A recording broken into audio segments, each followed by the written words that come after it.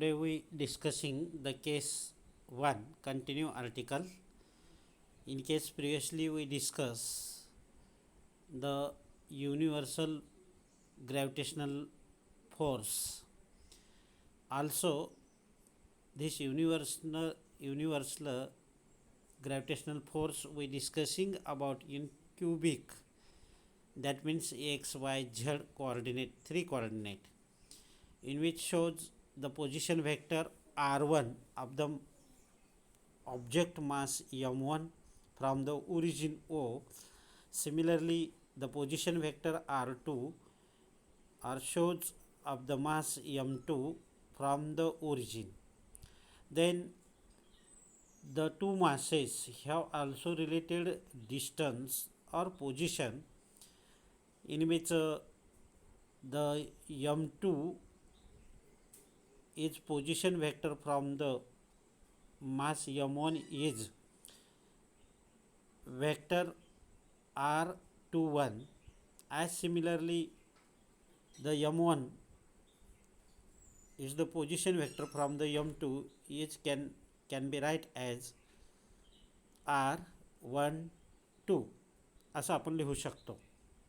तर इथे force act झालेला आहे.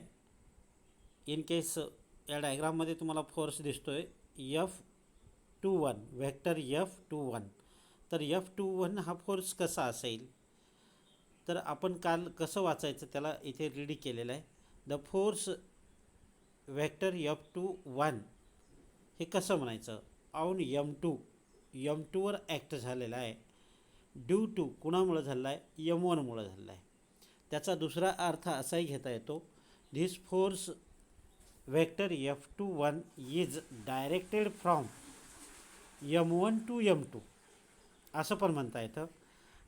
आणखीन तिसरी पद्धत अशी म्हणता येते, द फोर्स एक्सपिरियन्स्ड बाय M2ला फोर्स एक्सपिरियन्स होतो आहे ड्यू टू M1 आणि तो M1च्या डायरेक्शनमध्ये जात असतो. इथे दाखवलेला आहे डायरेक्शन.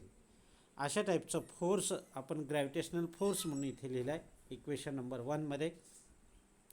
तर त्याचा ग्रॅव्हिटेशनल फोर्स युनिव्हर्सल ग्रॅव्हिटेशनल फोर्सच्या अनुसार इथे आपल्याला मिळतो आहे gravitational force F21 is equal to G M1 M2 divide by R square unit vector minus 21 vector R21 असं मिळतो. तर ॲज सेम मॅनरली आपण काल आणखीन वेगवेगळे फोर्स बघितले, इथे उलट त्याच्या दिशेने बघितलं आणि दोन्ही फोर्स हे कसे होते, सेम मॅग्नेट्यूडवर अपोजिट डायरेक्शन होते. आता दुसरा फोर्स असाही बघितला त्याच्या उलटमध्ये, the force vector 1 2 on M1 due to M2 असंही बघितलं, डायग्राममध्येही दिसत आहे ग्राफमध्ये. ते आपण काढलं इक्वेशन नंबर 2मध्ये आणि त्या दोघांच्या केसेसवरून ते दोन्ही force vector force 1 2 is equal to minus vector force F21 हे इक्वल आहेत बट अपोजिट डायरेक्शन आहेत. हे निगेटिव्ह साईन डायरेक्शन दाखवतो. त्याचाच उपयोग करून आपल्याला आज वेगळ्या पद्धतीचा केस घ्यायचा आहे. काय आहे केसमध्ये, हेडिंग काय, gravitational force due to collection of masses. आपण आतापर्यंत दोनच फोर्सेस पाहिलं, आता इथे नंबर ऑफ फोर्सेस असतील. For example here given 3 forces, म्हणजे 3 फोर्सेस आहेत, म्हणजेच इन बिटवीन 4 मासेस. आता पहिला मास कुठे आहे, इथे डायग्राममध्ये पहा, M1 इथे आहे. या ठिकाणी M1 हा ओरिजिन या ठिकाणी आहे. त्याच्या इन केस बाजूनं 3 मासेस आहे. M2 हा या डायरेक्शनचा मासेस आहे, M3 हा या डायरेक्शनचा आहे आणि M4 इथे आहे. म्हणजेच आपण दोघांचा जर विचार केला, इनिशियली या दोघांचा विचार केला, तर M1 हा M2ला खेचत असतो, अट्रॅक्ट करत असतो, तो एक फोर्स तयार होईल. आणि त्याच पद्धतीने M2 हा M1ला अट्रॅक्ट करीत असतो. म्हणजे या दोघांमध्ये दोन फोर्सेस झाले. त्याच पद्धतीनं M1 आणि M3 बाबतीत, म्हणजे M1 हा M3ला अट्रॅक्ट करत असतो आणि M3 हा M1ला अट्रॅक्ट करीत असतो. इथे दोन फोर्सेस झाले. म्हणजे पहिल्याचे याचे दोन झाले, याचे दोन, चार झाले. आणि शेवटीचा हा एक M4 घेतलेला आहे. इथेही तसंच एकमेकांना अट्रॅक्ट होणारे, म्हणजे एकूण इथे 6 फोर्सेस ॲक्ट होतात. मग इन केस आता 6 फोर्सेस कसे होतात, इंडिव्हिज्युअल मास M1 हा त्यामध्ये सर्वांमध्ये इन्व्हॉल्व असतो. ज्यावेळेस M1नी सुरुवात केली, M1 सुरुवात केल्यानंतर M2 विषयक फोर्स तयार होतो, म्हणजे या ठिकाणी ॲक्ट होतो. M1चा या ठिकाणी फोर्स ॲक्ट होतो M4वर, M1चाच या ठिकाणी होतो. म्हणजे फोर्सेस कसे दिलेले आहेत, फोर्स 1, 2 म्हणजे मास M1चा फोर्स आहे,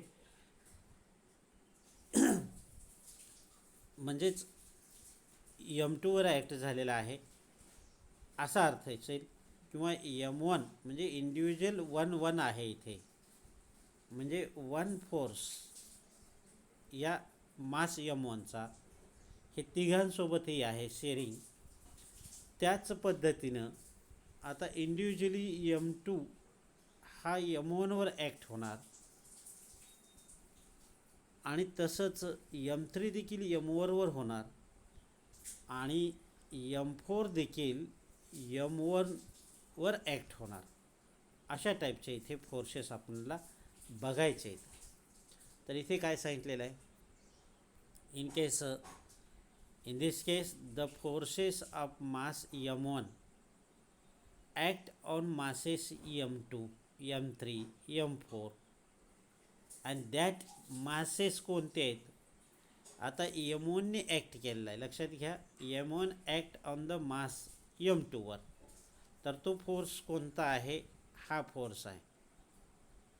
म्हणजे वेक्टर F21, वेक्टर F21 कुठे आहे, वेक्टर F21 इथे आहे. बघा इथे कसं दिसतंय, तो डायरेक्शन पहा, या ठिकाणचा डायरेक्शन F21चा डायरेक्शन, म्हणजे M1नी अटॅक केलेला आहे M2वर आणि त्याला इकडे या डायरेक्शननी खेचतोय, म्हणून इथे हे डायरेक्शन महत्त्वाचं आहे. त्याच पद्धतीनं हा फोर्स कुठे आहे, वेक्टर F31 या ठिकाणी आहे पहा.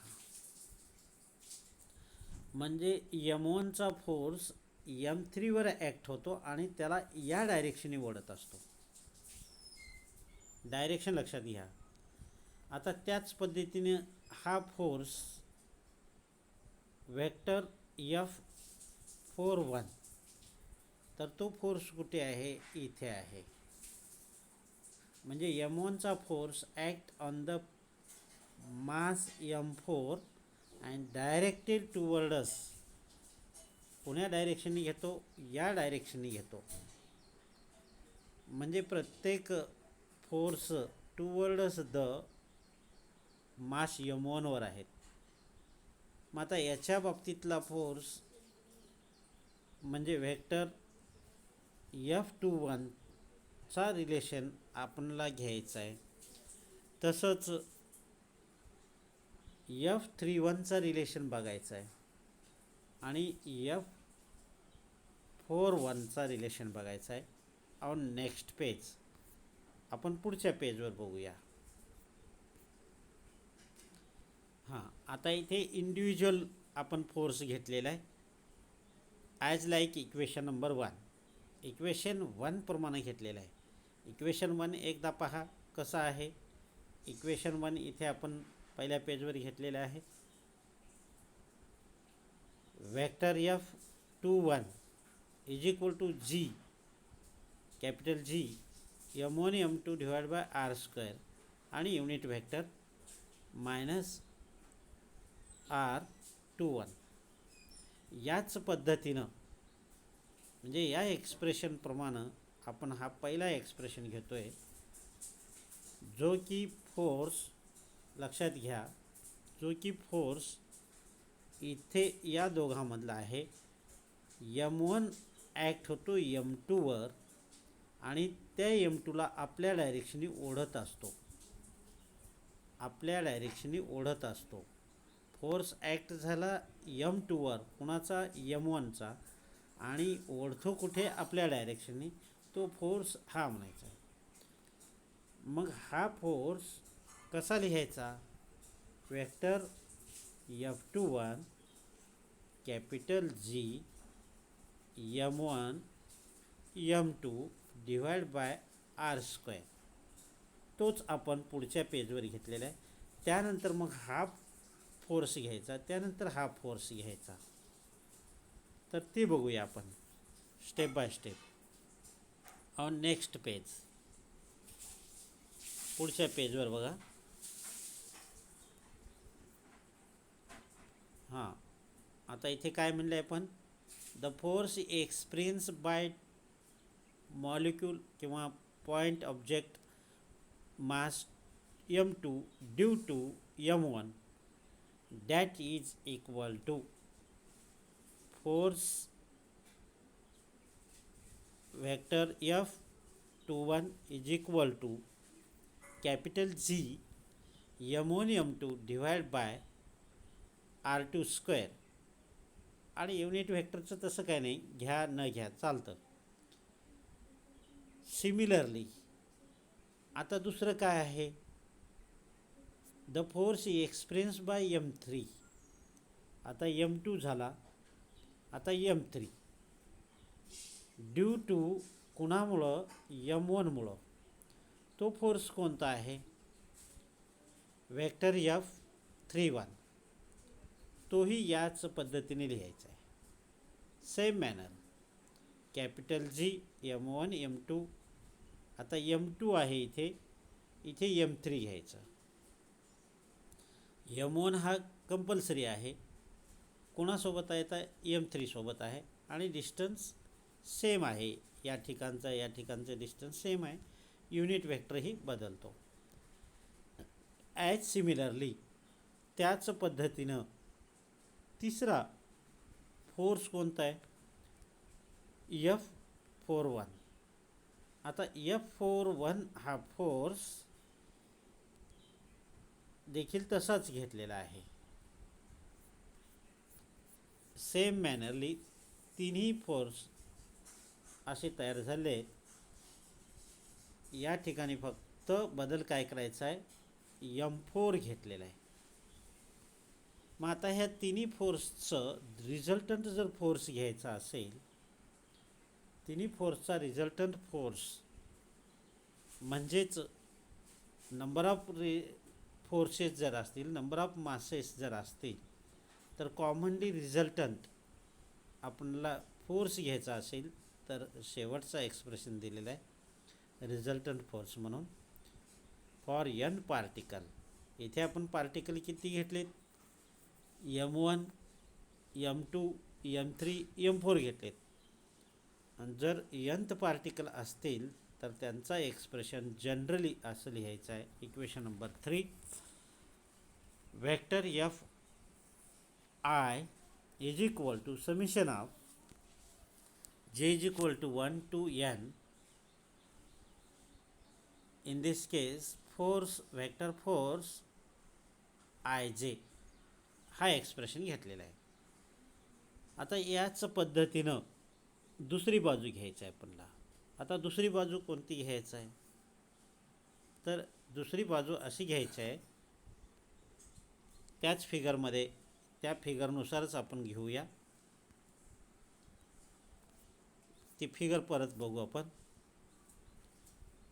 आता फोर्सेस घेतलं आपण, हे फोर्सेस घेतलं, ही लाईन घेतली. म्हणजे M1 act on M2, M1 act on M3, M1 act on M4 असं घेतलं. आता त्या उलटमध्ये काय करायचं आहे, M2 ॲक्ट ऑन M1. मग M2 हा ॲक्ट होतो M1वर, त्यावेळेस त्याचा फोर्स या डायरेक्शनने येणार आहे आणि तो फोर्स काय असणार आहे, वेक्टर F12 असणार आहे. मग याच पद्धतीनं आता दुसरा मास ॲक्ट होईल, कोणता, M3. तो ॲक्ट M1वर होईल आणि तो फोर्स कोणता, तर तो फोर्स वेक्टर F13 होईल.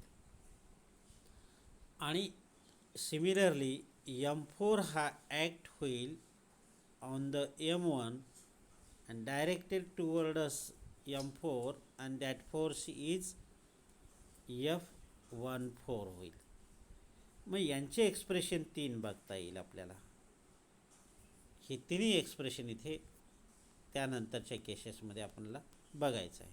मग इथे काय सांगितलं आहे, आता इथे 1 मिनिट, 1 मिनिट.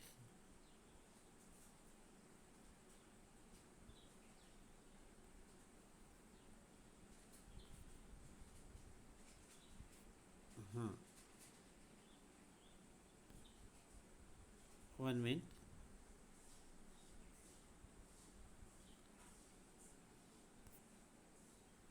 हां, इथे काय सांगितलं आहे, खाली लिहिले पहा. The forces of mass M2, M3 and M4 are act on mass M1.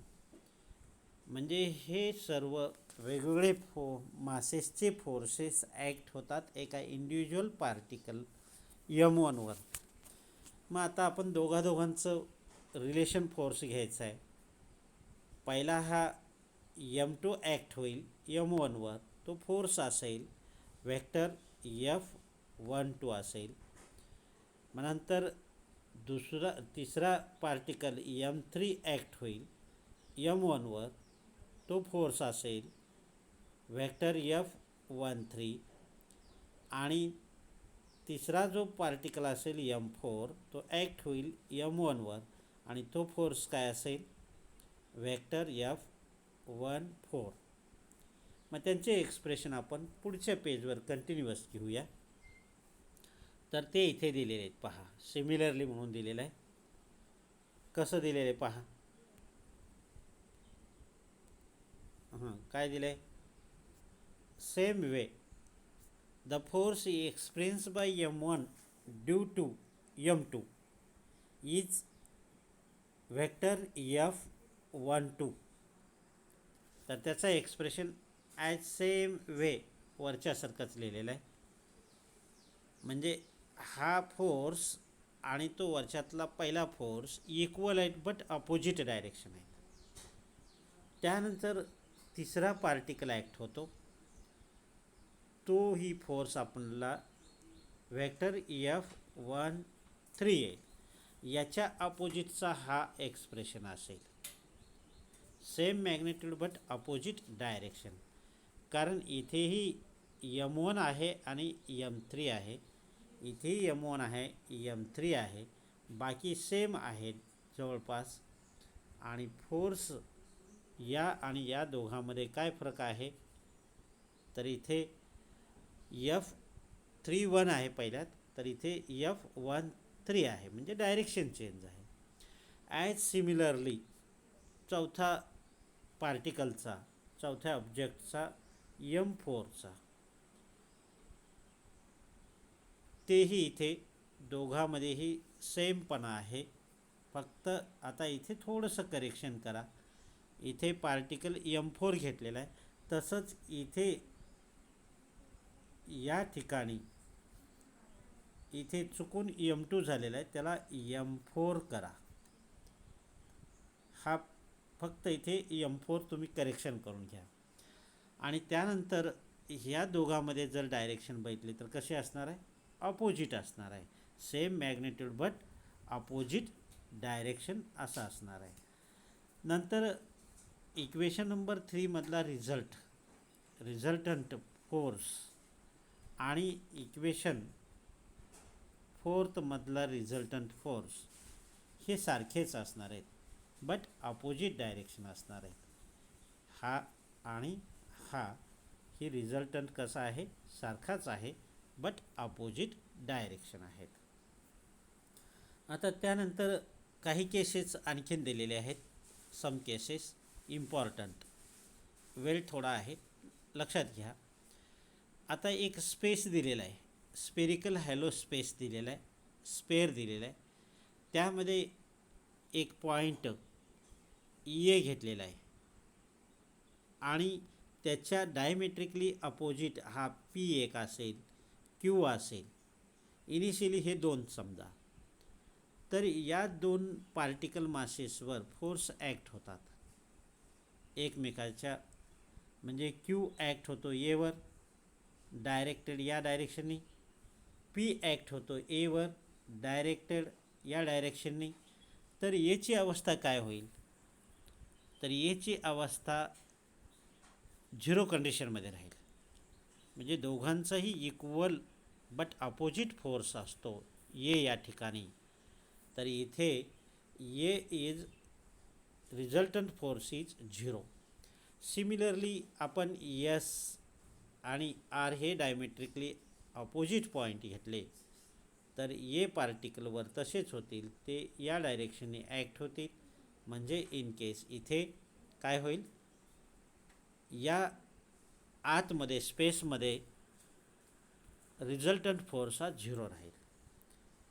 समजा ही बॉडी कुठेही असू द्या, ये हे बॉडी समजा दुसऱ्या केसमध्ये सेंटरला न ठेवता बाजूला जरी ठेवलं आणि PQ दोन्ही साईडनी जर त्याला फोर्स ॲक्ट झाले, तरीही या केसेसमध्ये देखील या पॉईंट एवर जो काही रिझल्टंट फोर्स येणार आहे तो झिरो येणार आहे.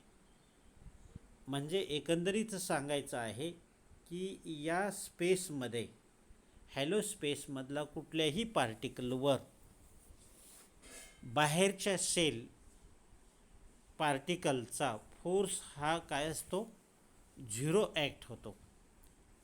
अशा टाईपचं हे दोन केसेस तुम्ही वाचून समजून घ्या. परत एकदा आपण इथे बघूया काय म्हणलं इथे. The gravitational force of attraction due to hollow thin spherical shell of uniform density a point mass situated inside is zero.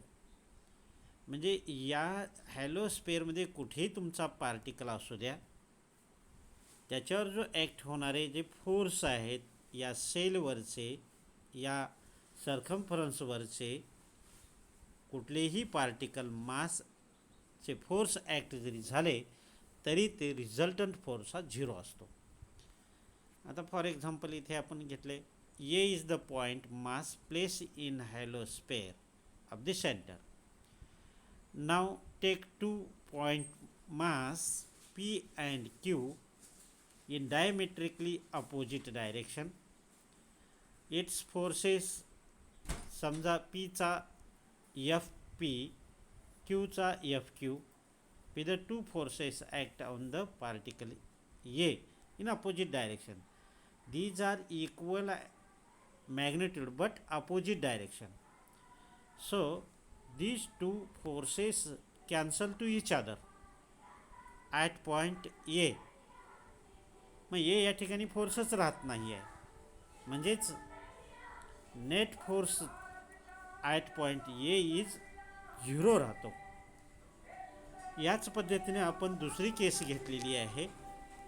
हा ए पॉईंट एनीव्हेअर जर ठेवला, कुठेही जर ठेवला आतमध्ये, तरी तेथे काय होणार आहे, त्या ठिकाणचा फोर्स हा झिरोच असणार आहे.